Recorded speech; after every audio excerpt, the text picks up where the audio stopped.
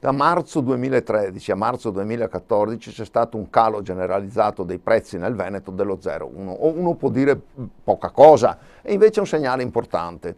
Qualcuno potrebbe anche essere contento, dice beh, se i prezzi calano io posso comprare col mio stipendio e il mio salario di più. E invece è un segnale importante e anche inquietante, perché la deflazione è più pericolosa addirittura dell'inflazione.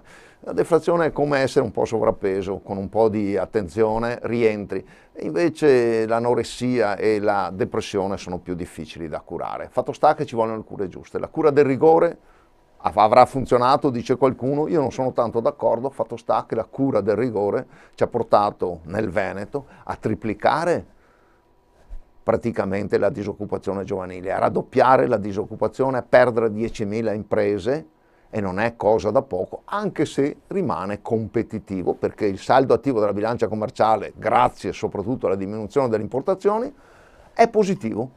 13 miliardi praticamente nel 2012, 15,3 nel 2013, e quindi tutto bene? No, bisogna tener conto e cambiare di questo dato e cambiare cura, perché il Fondo Monetario Internazionale ha dimostrato che quando tu in pratica aumenti le tasse e diminuisci la spesa pubblica, specie in periodi di difficoltà, cosa succede? Che diminuisce il PIL e aumenta la disoccupazione, e non è questo che noi vogliamo. Bisogna cambiare rotta, Renzi l'ha capito, basta che insista e si sbrighi a fare le cose.